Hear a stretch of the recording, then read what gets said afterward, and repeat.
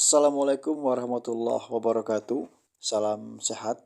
Semoga kawan-kawan selalu dilimpahkan rahmat, taufik, serta hidayah oleh Allah Subhanahu wa Ta'ala.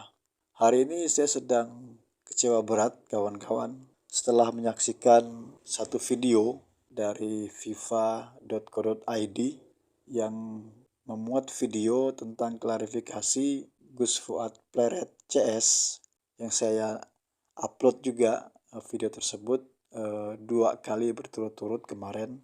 Yang pertama soal klarifikasi mimpi bertemu dengan Rasulullah oleh Gus Maulana Ishak. Yang kedua itu tentang mubahalah. Kalau tidak salah saya naikkan tadi malam. Nah, dalam video FIFA tersebut itu sebenarnya tidak ada yang salah, kawan-kawan.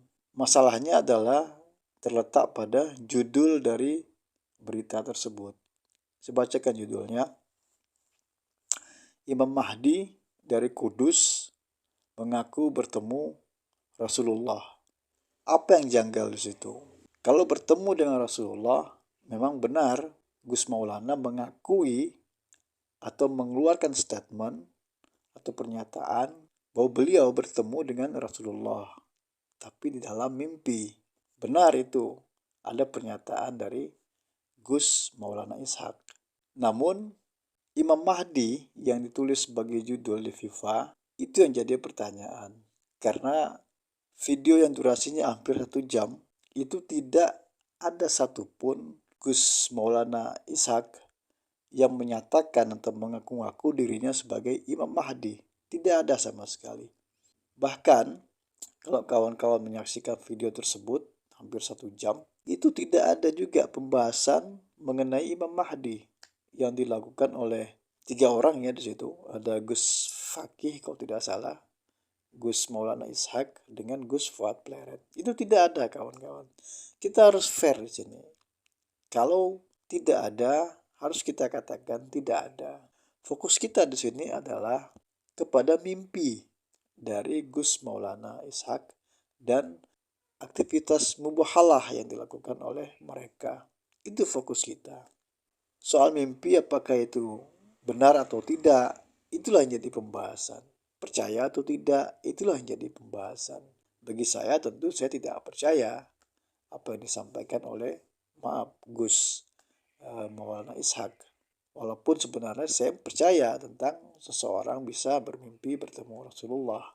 Tapi ketika disampaikan di hadapan publik, maka disitulah timbul ketidakpercayaan saya. Kenapa saya berkomentar? Kenapa yang lain berkomentar? Karena memang masalahnya sudah dilemparkan ke ranah publik. Ketika masalah sudah dilemparkan ke ranah publik, maka itu sudah milik publik. Dan setiap orang itu berhak untuk mengkritisi, kemudian memuji, dan lain-lain sebagainya. Yang kedua adalah fokus kita ke mubahalah itu. Apakah sudah benar sesuai dengan kaidah-kaidah syar'i misalnya. Nah, dalam hal ini saja ada pendapat-pendapat yang berbeda di publik. Ada yang mengatakan itu sudah benar, bisa dibenarkan. Ada juga yang mengatakan itu tidak benar, atau ada yang lain mengatakan itu kurang lengkap syaratnya dan segala macamnya. Inilah argumentasi yang kita hidupkan di sini. Nah, jadi munculnya judul Imam Mahdi itu dapatnya dari mana? Kenapa FIFA membuat judul tidak ada korelasi materinya di video klarifikasi dari Gus Fuad CS ya. Di situ wajar ketika orang-orang mengatakan bahwa FIFA sedang menyebar fitnah. FIFA sedang memberikan berita hoax. Benar yang masyarakat. Atau ada mengatakan bahwa sepertinya FIFA berdiri pada satu kelompok misalnya. Jangan salahkan juga.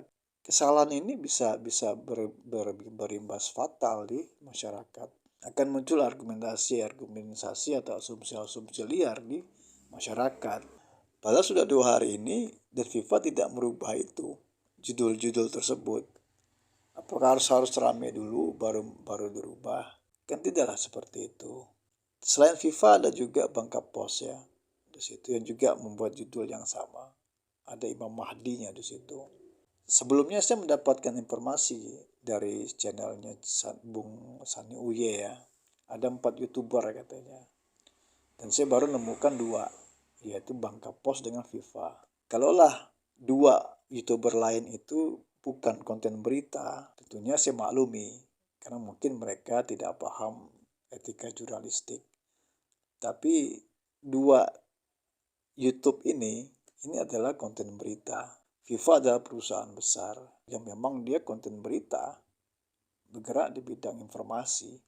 Tapi kenapa bisa kecolongan seperti ini?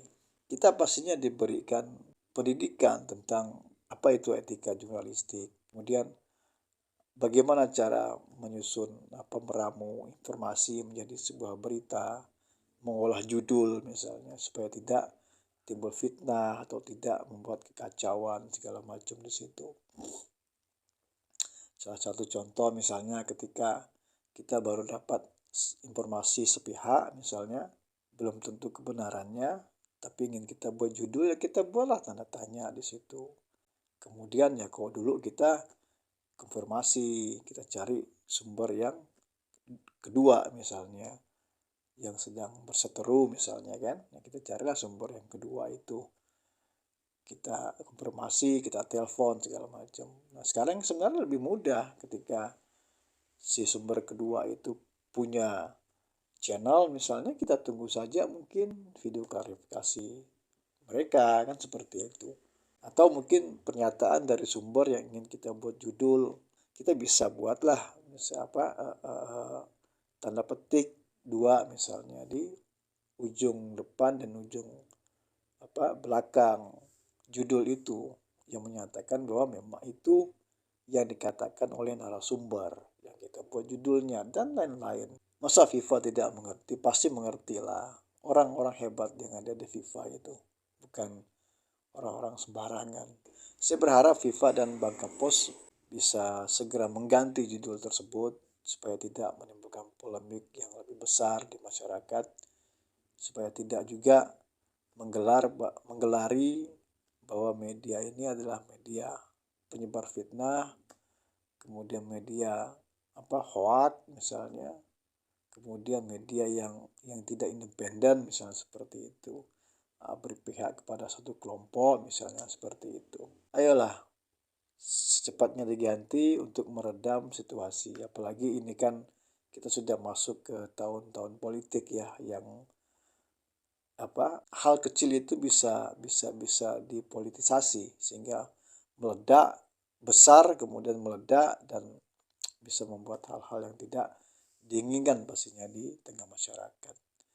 Jadi sekali lagi untuk Viva, untuk Bang Kapos segera mengganti judulnya.